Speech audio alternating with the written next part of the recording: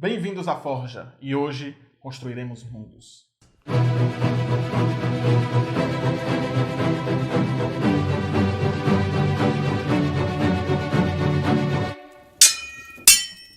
Eu sou Ricardo Menezes. E eu sou Wilson Júnior. E hoje nós vamos falar sobre religião, parte 1. Vai ser em duas partes, porque o tema é polêmico, é grande, e o Ricardo é chato, e esse é o tema da tese de mestrado dele, e aí ele fica aquela coisa, não, mas a gente não pode abordar esse conceito dessa forma, ele esquece que na internet é o lugar de você fingir que sabe de todas as coisas, Certo.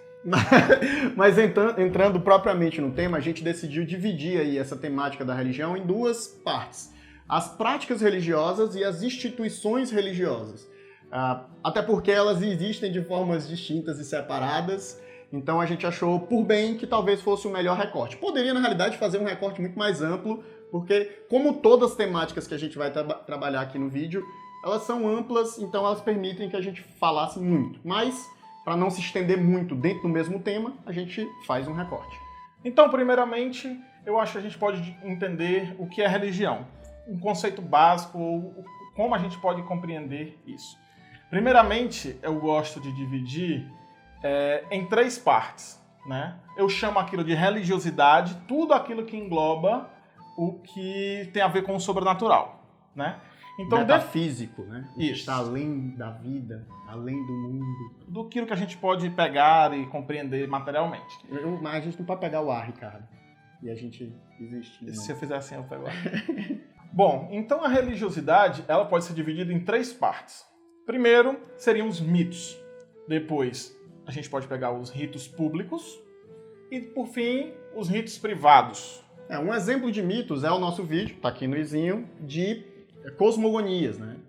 As cosmogonias são mitos que vão ali falar sobre a origem do universo. Mas os mitos eles podem tratar de outras coisas, como, por exemplo, a origem do homem, eles podem ser mitos heróicos, eles podem ser... Normalmente são histórias que impregnam a cultura daquela sociedade com algum valor, alguma coisa que seja fundamental para ela. De um certo modo, os mitos eles têm uma função social de explicar como funciona o mundo, a organização social, o nascer do sol, a noite... por que nós estamos aqui e para onde nós vamos.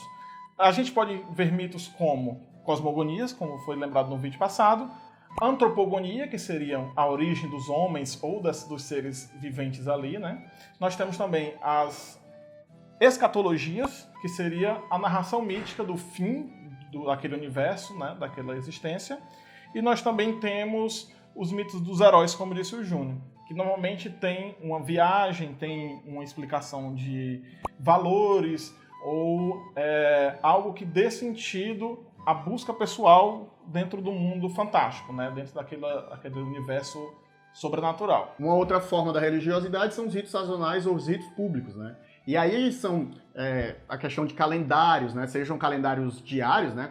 Os dias da semana e etc., ou até calendários no que diz as estações do ano. Então essa questão da percepção da passagem do tempo e tal. Um dos ritos mais comuns, por exemplo, é o rito de Páscoa, né? Que é o rito de Oyster, né? Que é o rito da passagem para a primavera, que tem ligado muito à reprodução e etc. E tem religiões dos mais diferentes lugares do mundo e o próprio cristianismo meio que se apropriou disso também, né? Que é a nossa religião ocidental mais popular. É interessante perceber a importância que esses eventos têm, esses ritos, com a vida do ser humano, daqueles seres, né? Uma forma de você dominar a natureza seria você conseguir demarcar tempo com ela, seria conseguir fazer com que os efeitos climáticos, que existe a mudança natural do planeta, né? Eles tenham uma periodicidade, eles possam ser previsíveis. E assim você demonstra um certo poder sobre aquilo. E isso é inteiramente ligado com relações sociais. Então, justamente, esses ritos são todos realmente públicos, né? São realmente práticas religiosas que se fazem de uma maneira coletiva. Olhando isso, por exemplo, do ponto de vista moderno, são as missas, né? As missas, obviamente, não tem necessariamente esse ciclo do tempo, apesar de que, se você participa de uma congregação de maneira constante, você vai perceber que existe sim essa demarcação do tempo, principalmente em relação às datas religiosas e tal, sempre tem os feriados religiosos e eles normalmente fazem parte de um ciclo religioso anual onde há todas as etapas, né? A gente vê isso, por exemplo, em relação à questão do nascimento, morte de Cristo, né? E ressurreição de Cristo. Isso tudo é um ritual que, se você segue dentro de uma prática religiosa cristã, você vai perceber através da passagem do tempo. E uma outra forma de religiosidade é a religiosidade no campo privado, né? São os ritos privados, os ritos domésticos. O legal aqui é que quando a gente fala de rito doméstico, a gente foge de uma estrutura rígida. A gente parte para o campo pessoal. Então, de que forma aquelas pessoas se relacionam com esse sobrenatural, com esse metafísico? A gente pode ver vários elementos aqui. Um deles, por exemplo, é a questão do rito doméstico quanto prática mágica. Alguns teóricos a gente usa a prática mágica como uma relação do eu te dou algo em troca de outra coisa. São Longuinho, se você achar minha chave, eu dou 3 pulinhos. É um tipo de barganha, por assim dizer, né? E essa relação pessoal com o sobrenatural, ela foge daquela estrutura do controle das massas, da sociedade, né? E das próprias instituições, né? Que vai ser o nosso segundo vídeo. Muitas dessas práticas acabam sendo realmente domésticas. As pessoas vão criando aquele rito e aquele rito, de certa forma, vai passando ali muito mais no meio social do que vindo do meio religioso, né? Então, são apropriações e transformações que as pessoas fazem das práticas religiosas que são públicas para um âmbito privado, né? E aproveitando que nós estamos falando de magia, a gente tem que puxar um ponto aqui que é interessante. Como a magia funciona nesses nossos mundos, né? E que efeito elas têm? Conforme ela pode ser manipulada, né? Essa energia mágica, uma mana, uma energia primeva, uma energia divina, não sei. Essa energia que provém justamente desse contato íntimo com as divindades, né? Seja através de prece, seja através de pequenos ritos. Ou pequenos sacrifícios. Um exemplo interessante que a gente pode dar, por exemplo, no mundo nórdico, onde você poderia criar um bastão da infâmia, chamado, né? Você sacrificava um cavalo, colocava a cabeça dele num poste cheio de runas de maldição, apontava em direção à casa daquela pessoa, para que os espíritos da terra ali o amaldiçoassem.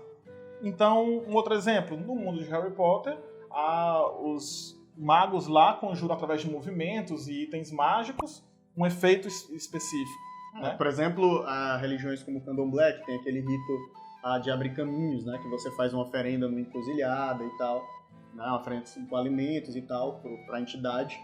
Ou então, mesmo os católicos que colocam o santo de cabeça para baixo dentro de um copo d'água para poder arrumar o marido, né? Para se casar, ou esposa, eu acho que homens também fazem. Então, qual o nível dessa interação mágica, né, que existe no mundo? Você é capaz de construir conjurar bolas de fogo, invocar pessoas, invocar criaturas, fazer algo brilhar apenas? Quando se trata de um mundo mágico, isso acaba extrapolando mais, né? Porque, de fato... E o pior é que isso é até complicado de se falar. Porque, por exemplo, se a gente for pegar vários núcleos religiosos que existem no nosso mundo, as pessoas de fato acreditam que existe uma materialidade nesses ritos, né? Nessas preces. Quando um milagre acontece, por exemplo, a pessoa que estava doente rezou e se curou. É a materialidade de um rito religioso. Só que aí a gente acaba por ficar viciado nos mundos mágicos, onde, como você usou o exemplo, solta-se uma bola de fogo, transforma-se alguém num sapo, e aí isso acaba tendo visualmente mais impacto, né?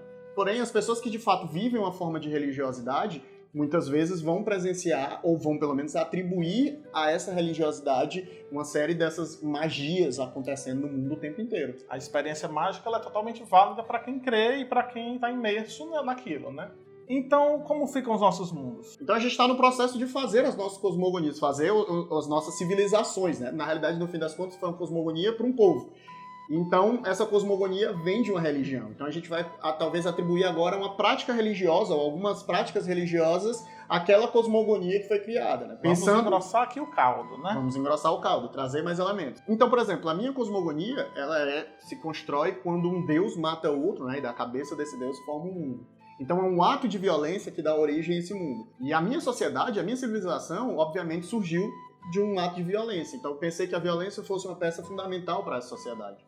Então, os ritos diários, as práticas comuns vão ser sempre associadas a sacrifício. Seja mesmo para o ato de se alimentar. Né? Quando vai se matar um animal em casa para poder fazer a comida, esse animal vai ser ofertado à divindade. Né? E a ideia é que todo sacrifício mantenha esse Deus afastado. Porém, quando se trata do rito público, toda semana há um sacrifício humano. E esse sacrifício humano acontece de maneira voluntária. A pessoa se entrega para ser sacrificada para que o Deus, né, aquele que foi o executor, se mantenha afastado. Já para a minha sociedade, uma sociedade magocrata, né, eu pensei na forma de dividir o tempo. Como uma religião que se baseia no conhecimento e na busca incessante de interpretação da vontade divina de um grande mago, essa medição de tempo é feita através de capítulos. Eles dividem cada ano como se fossem tomos, né, como se fossem anais, em que eles podem tentar prever o futuro aprendendo um pouco do passado. Então eles fazem o registro dos acontecimentos daquele povo em grossos livros, que são os capítulos anuais, e a partir daí eles desenvolvem outros ritos menores que têm normalmente a ver com essa estrutura mais acadêmica, do estudo e do domínio da magia através do conhecimento. Pronto, então é isso, né? A gente já deu aqui a estruturada nas nossas cosmogonias. Para quem já fez cosmogonia, né? Ou mesmo que não fez, que queira, por exemplo, pensar em uma forma de religião, de religiosidade, quiser deixar aqui nos comentários, de práticas religiosas, ou até práticas religiosas curiosas que você viu no nosso mundo mesmo, né? Ou então em algum RPG ou livro de fantasia, deixa aqui nos comentários. E quem quiser entrar nesse processo de ficar criando sempre, né? Vai lá pro de cosmogonia, pensa numa cosmogonia e vem para cá criar uma prática religiosa. Foi isso? Sim. Então a gente se vê na próxima. Tchau. Eu foi tão... Foi porque eu pensei que era um foi, não gravando o vídeo, foi tipo pra mim, aí eu respondi. Bota assim um emoji de lágrima. Isso.